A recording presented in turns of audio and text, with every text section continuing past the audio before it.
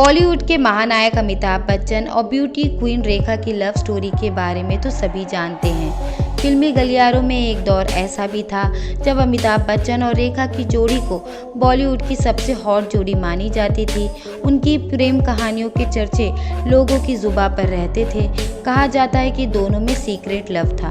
उनकी जोड़ी ने पर्दे पर एक से बढ़कर एक फिल्में दी थी।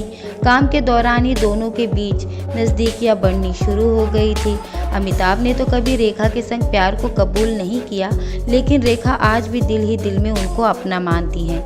कहा जाता है कि जब रेखा और अमिताभ के बीच प्रेम की चिंगारी धधक रही थी, उसी बीच रेखा बॉलीवुड के दिग्गज कलाकार ऋषि कपूर की पत्नी और अपनी करीबी दोस्त नीतू सिंह की शादी में सिंदूर लगाकर मंगलसूत्र पहनकर पहुंच गई थीं। कहा जाता है कि तब मीडिया में अफवाह फैल गई कि रेखा ने अमिताभ बच्चन से शादी कर ली है।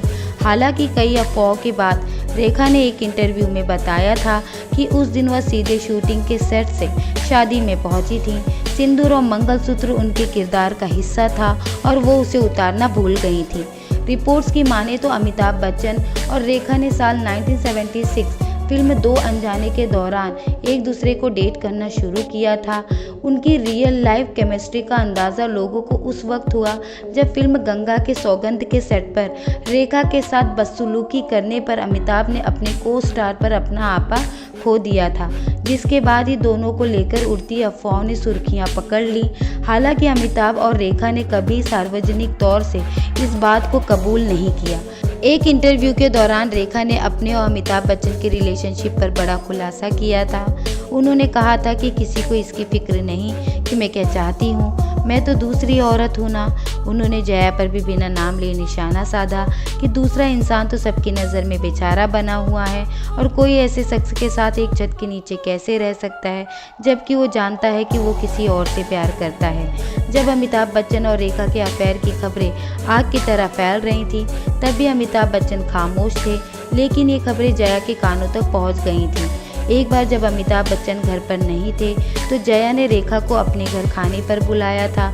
तब रेखा को लगा था कि शायद वह उन्हें खूब खरी खोटी सुनाएंगी, लेकिन जब रेखा जया के घर पहुंची तो उन्होंने रेखा का खूब आदर सत्कार किया, खाना खिलाया और घर भी दिखाया।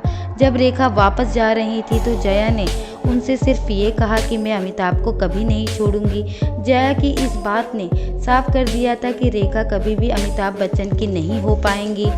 अमिताभ और रेखा ने आखिरी बार सिलसिला फिल्म एक साथ की थी, जिसके बाद दोनों कभी भी एक साथ नजर नहीं आए। लोगों का ये भी कहना है कि सिलसिला फिल्म अमिताभ बच्चन, रेखा और जया की असल ज़िंदगी की कहानी है, मगर इस फिल्म के बाद अमिताभ बच्चन और रेखा की राहें अलग हो गई। ऐसी इंटरेस्टिंग बातें जानने के लिए आप मेरे चैनल को लाइक और सब्सक्राइब करिए। जानकारी पसंद आती है तो कमेंट बॉक्स में ज़रूर कमेंट करें।